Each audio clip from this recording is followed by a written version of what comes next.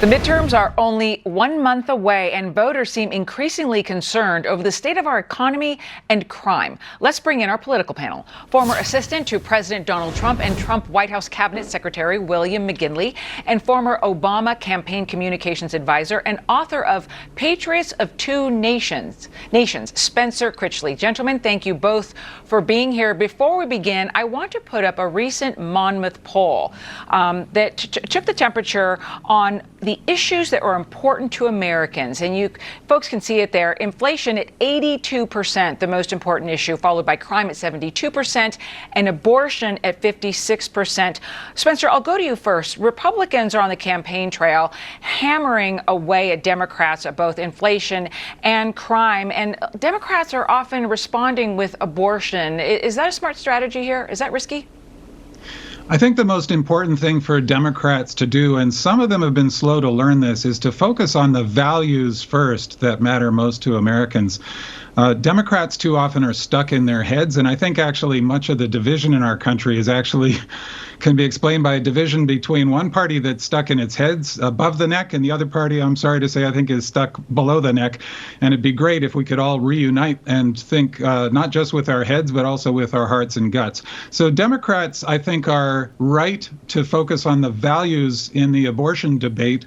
And those are values that are shared across the board by Americans. If you're talking about freedom and treating people with basic human decency and respect and avoiding cruelty, avoiding telling people what to do in their lives, and essentially fundamental equality. These are things that we all agree with. Now, abortion is a polarizing debate when you get into the religious questions about life at conception, but we can even debate those things with respect for each other's positions if we recognize that we share the same values. So that's my advice to Democrats is don't argue the details, don't give us lists of bullet points, focus on the values that almost all Americans share.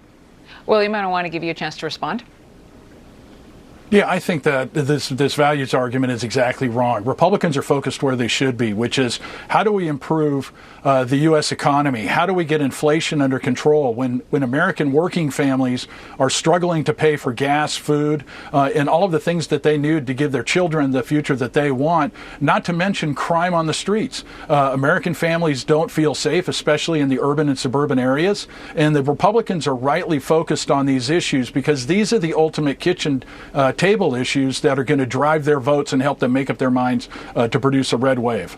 Well, and if I could, those all sort of support the point I just made, because if you drill down into the actual facts on each one of those issues, Democrats win the argument, but they lose the argument when it's made about emotions and values. So, for example, Democratic presidential administrations have overseen better economies for everybody going back as far as we have data into the early 30s. And yet it's very common, even on the left, to believe that somehow Republicans are better with the economy.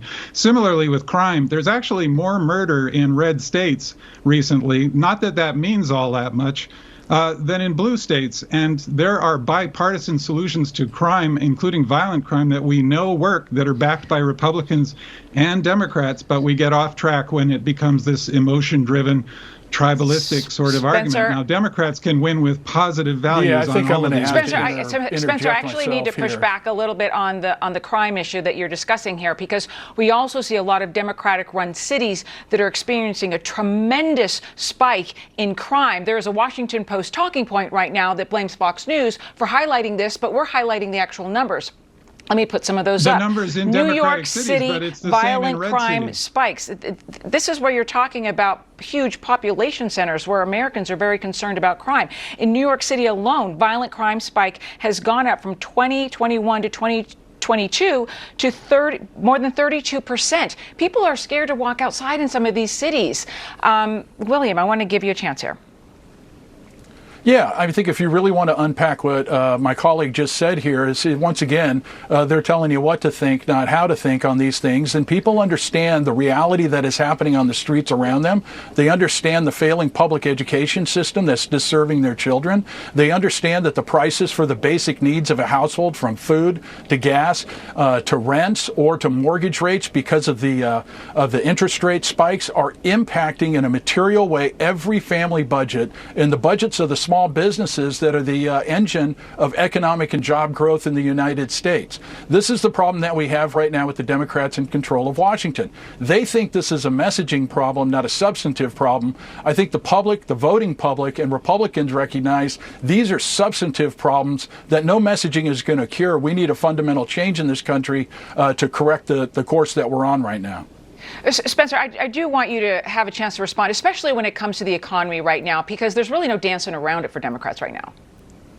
Well, this is the point. If Democrats get drawn into this as if these concerns actually mattered to the Republican Party, then they lose.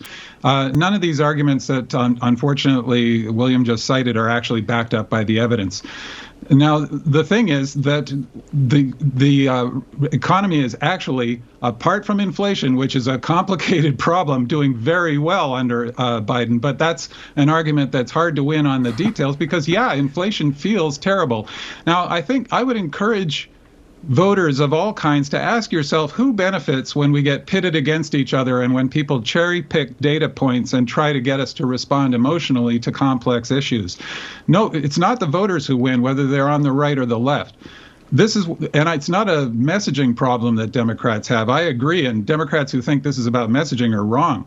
It's about connecting with voters at the level of deeply held values, which I also agree Democrats are often not too good at because, as I say, they tend to be stuck in their heads and they'll get into the weeds on these arguments and show that the data is on their side, but end up somehow losing the argument because voters are feeling like, do they not get how much I care about this? Democrats need to show, yeah, we totally get how much you care about this. We care about this, and we can show by our actions that we're actually doing things for you, not just for people at the top who might benefit from getting you upset. Well, and Spencer, I mean, I'll take your point on that, constant fighting and infighting in the parties as well doesn't help anyone. However, on the economy, regardless of what is said and regardless of what people hear from any sort of pundit, when they go to the grocery store, they are feeling something vastly different. But I'd like to move on to education and parental control and parental concerns when it comes to public education. This is a Fox News poll that we will put up there. The question was, how concerned are you about what's taught in public schools? Extremely or very concerned came back at 71%. And William, I'm going to begin with you because this is a big issue out there. However, I'm just wondering, do you think Republicans have the discipline to focus on this enough out there? Because so many people really do want to hear that things are going to improve. Yeah, I really do think that Republicans have the discipline, and they have been talking about it on the campaign trail. There's no more important issue to the future of this country than to get a proper education to Americans' children. Every parent out there wants their child to learn how to think critically, and be a problem solver, as opposed to being what to believe in the public schools and the private schools that they go to. And so there is no more kitchen table issue than the education of the children. And as we saw during the pandemic, America's parents actually got the curtain pulled back to see what type of education their children were getting. And I think that's why you see this as such a big issue in the 2022 midterm elections, is because parents have a greater amount of personal knowledge about how the public education system has been failing many of these kids. It's a great argument for why we need school choice now. It's why we need to make education a national security issue and really make it a national drive to improve the STEM education and other critical issues that children need to learn for America to be competitive in the world marketplace going forward. Spencer, what are your thoughts on this topic? Because we've seen over the past couple of years, ever since we went to remote learning, a lot of parents showing up at these school board meetings incredibly frustrated by what they heard and what they're seeing. Yeah, unfortunately, this is yet another example of what I'm talking about. If you run these massive campaigns promoting the idea that the most radically woke fringe of the left is running the school system, then after a while people start to believe it. Then they show up at school board meetings to complain, understandably, and then that becomes a news story and that reinforces the whole cycle. But it's not actually happening. Now, again, where Democrats fall down is they're often too slow to just assert the basic values that, again, we all share. We don't want the government telling parents how to raise their children, and we don't want indoctrination in the schools. There's no anywhere near close to the mainstream Democrat who thinks that's a good idea. But sometimes Democrats are too slow to indicate that they get why that's such a concern, and they share that concern. I but it's feel not like happening. we could continue this conversation for sure. However, I am out of time. Spencer Critchley and William McGinley, thank you so much for joining us today. My pleasure. Thanks for having us.